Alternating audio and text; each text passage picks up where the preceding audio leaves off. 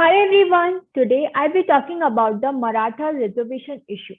But before starting with this issue, we will first understand what is reservation and in which article of our constitution this right is provided to. So there are two articles which expressly provide us with reservation, the right of reservation, which are Article 15 and Article 16. If we see the headline of Article 15, it talks about that prohibition of discrimination on grounds of religion, race, caste, sex, and place of birth.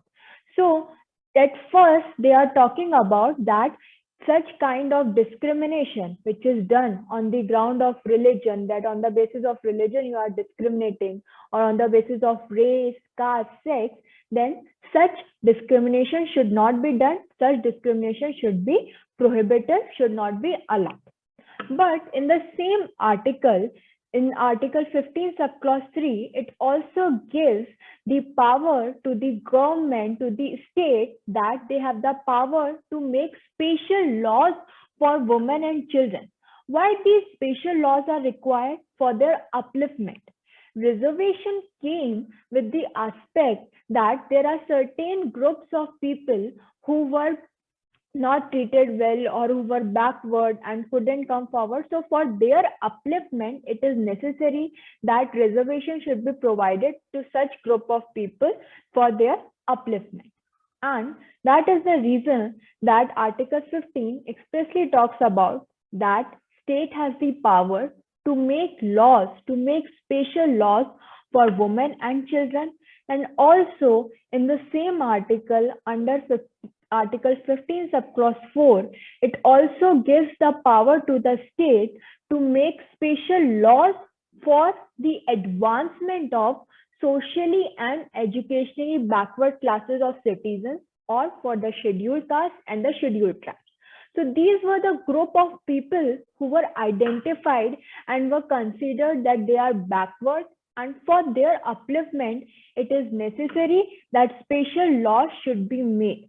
And this was the starting of this process, this concept of reservation. Similarly, Article 16 talks about reservation in public employment. The heading of the Article 16 is that equality of opportunity in matters of public employment.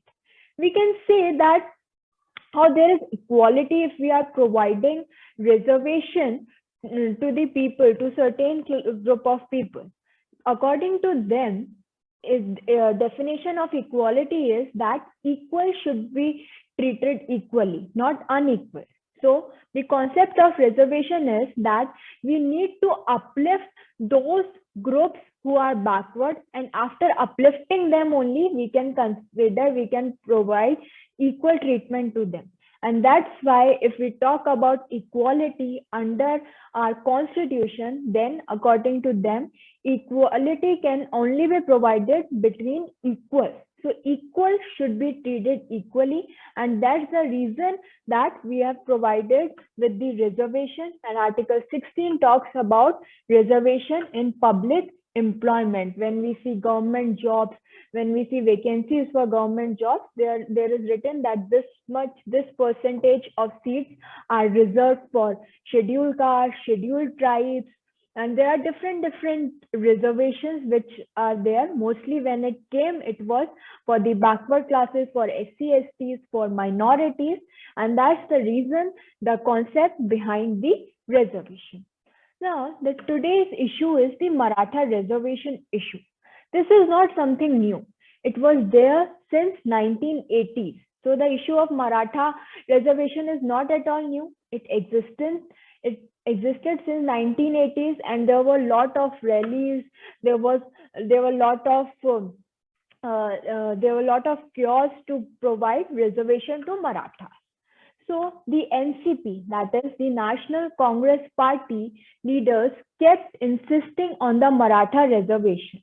But a significant change could come only in 2014, when the government passed an ordinance and allowing 16% reservation to the Marathas with an additional 5% for Muslims.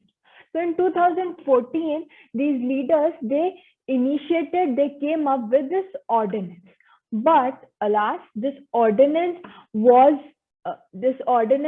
challenged in the Bombay High Court and it got stayed. Subsequently, it got stayed in the Supreme Court also. So it couldn't pass, and therefore that problem was there only, that issue was still there. So finally, there were in 2014, then 16, then 17, there were various problems, rallies, protests in regard to that.